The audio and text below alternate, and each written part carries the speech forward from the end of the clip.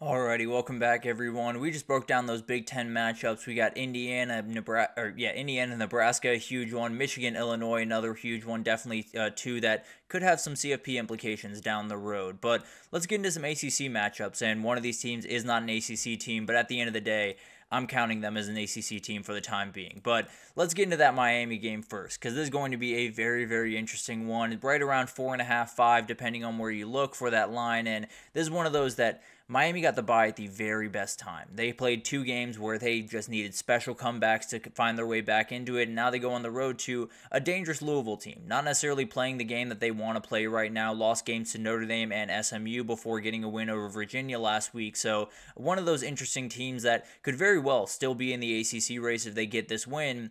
If they lose, they're almost definitely out of it. So something to watch there. Two veteran quarterbacks in this one. You have Tyler Shuck on one side, a very, very good deep ball thrower, and Jeff Brom, one of the best at dialing up those deep balls. And then Cam Ward, obviously in the Heisman conversation, tons of weapons on either side, especially at wide receiver, and some struggling defenses, particularly on the back end. So definitely some things to watch in this game. It could be one of those that just kind of up and down, whoever makes the last play is probably going to win this one. But this is one of those games that it's probably the last game that's super worrisome for Miami. You know, at Georgia Tech, at Syracuse are going to be interesting as well. But at the end of the day, if they win this one, I feel pretty good that they're going to finish the year undefeated. But definitely something to watch in this one. And players to watch, I think Colin Lacey is very, very incredible. And he has kind of still been getting up to speed in that Louisville offense. But I think with all of the deep shots you're going to see in this game, to Ja'Cory Brooks and to Chris Bell and all those guys, I think Colin Lacey could be a huge player just going underneath, catching a drag, catching a deep cross,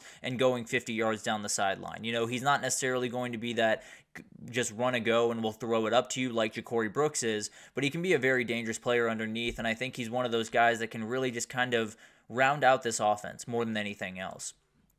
And then you got Stanquan Clark, a very talented linebacker for Louisville. And you look at this Miami team, and obviously the pass game is what kind of, gets the headlines. It's the thing that everyone points to of why Miami's been so good this year. If you can stop that run game, which seems relatively easy to stop as of this very moment, you're going to be really successful. And you're going to force Cam Ward into a couple of not-so-great situations.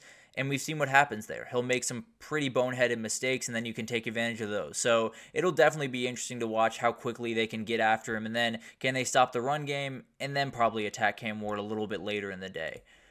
Isaiah Horton is a very interesting player for Miami because obviously you talk about Xavier Restrepo, Jacoby George, Elijah Arroyo, all those guys. Isaiah Horton's filling in all of the gaps that they need him to fill in, being a very, very complementary piece to this offense. And I think him and Cam Ward are becoming a little bit more comfortable with each other. Definitely going to be a huge player in this game. As we talked about, explosives are going to be a huge part of this game.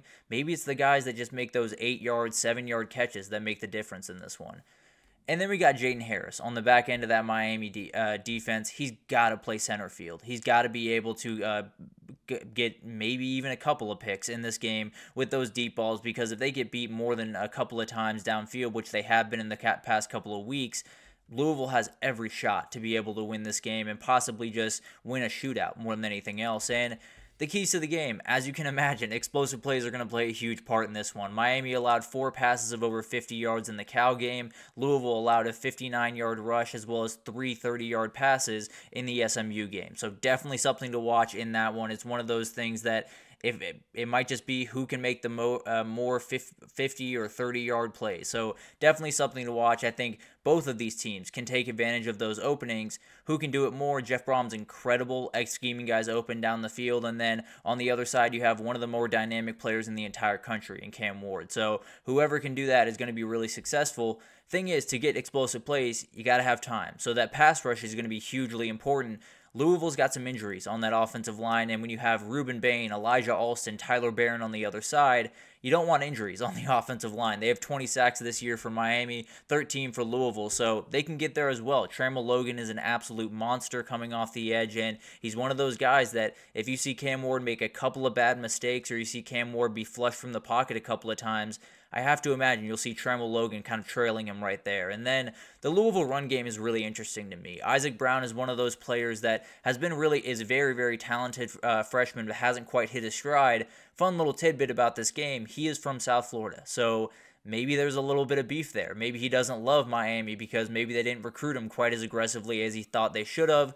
I think this could be a huge game for him to prove a point, but they have struggled to get the run game going this year. They're sitting at 72nd in the country, only 147 yards per game, and obviously they had some games early on in the year where they were able to inflate that total just a little bit. So they have to be able to get this run game going. That being said, Miami holds teams to under 100 yards a game. So it's going to be a tough battle. No two ways about that. But Louisville, if you can't get that run game going and Miami can just sit 8 guys back in coverage, it could be a really long day for you. And frankly, I think this one goes back and forth. I think it's a little bit all over the place. But when I think about that Miami D-line against this Louisville O-line, I just like Miami to make that much more, that couple more plays. I think Tyler Shuck will just get knocked on his butt just a couple more times in this one, and that will be the difference. So I do think Miami wins. I don't necessarily think we walk out of this game feeling a ton better about where Miami is going forward, but they do get the win. They continue to roll along to that ACC title game.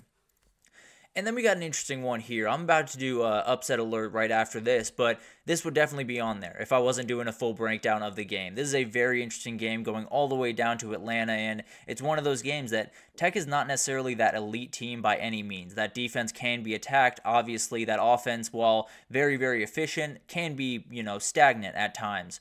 The big thing here is, will Haynes King play? If he plays, then he can make life tough on pretty much any defense he faces. If he doesn't play, Zach Pyron, the backup there, is not nearly the thrower of the football that they need him to be. And frankly, there's a new opening in the back end of that Notre Dame defense. It sounds like Benjamin Morrison will be out for the year, probably their best coverage corner and one of the best in the entire country. One of those guys that maybe there's a couple more plays to be made downfield on this defense than there was in past couple of weeks. One of the big-time things for Notre Dame over the last little bit, though, has been Riley Leonard has figured out how to pass the ball. Had 229 yards against Stanford, is getting a lot more comfortable in this Mike Denbrock offense, and Georgia Tech is 38th against the run and 91st against the pass. So you're probably going to want to attack them through the air. That being said, Notre Dame is a running team. They're always going to be a running team. They have so many weapons back there, Jadarian Price, Jeremiah Love, and obviously Riley Leonard as a running quarterback. So it's one of those things that they've been doing well through the past. They might just have to be able to, they just might have to lean on that a little bit more aggressively on Saturday if they're going to be able to get this one done. And I think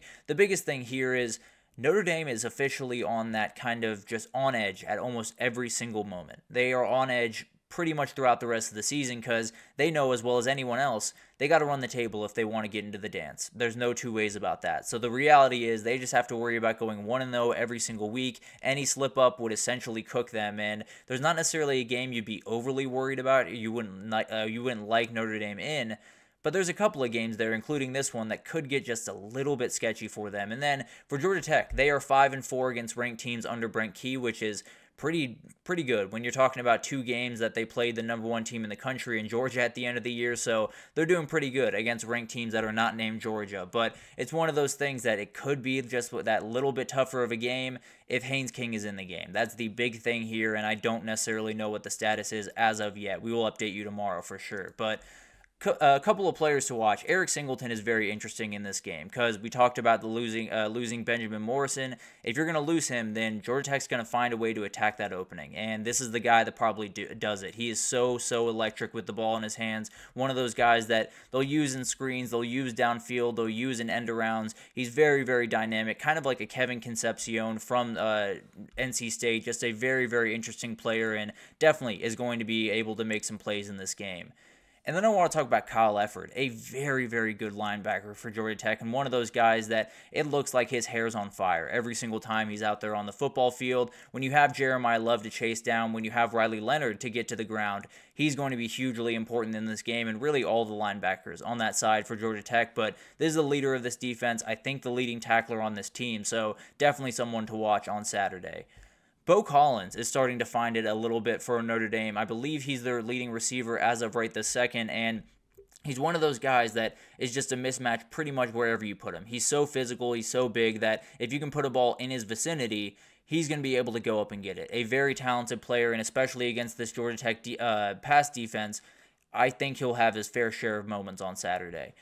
And then we got Harold Cross, a guy that is just going to plug up the inside of that defense. And when you talk about that Georgia Tech offense, it's a lot of Jamal Haynes. You have to be able to run the ball if you're Georgia Tech, and if they can't, it's going to be a long day. And Notre Dame is missing a couple of those edge rushers that would make a huge difference against those read options that they like to run at Georgia Tech. But at the end of the day, if you can plug the interior, if you can keep Jamal Haynes out of this game, it's probably going to be a nightmare to deal with for Georgia Tech. But a couple of keys to this game. Who gets that fast start? I think both these teams don't really have that comeback from behind ability. I think Notre Dame obviously has it a little bit more than Georgia Tech, but at the end of the day, whoever gets that first lead and starts playing with a lead has every ability to win this game, and I might actually like the team that ends up coming out of the first quarter with the lead. So definitely something to watch there. Whoever gets that fast start is definitely going to have that upper hand going forward. And then execution of kind of a similar identity. Neither of these teams are going to pass the ball all over the field. They are going to pick their moments, though. They're going to use the quarterback run game. They're going to use a lot of misdirection, a lot of different things, and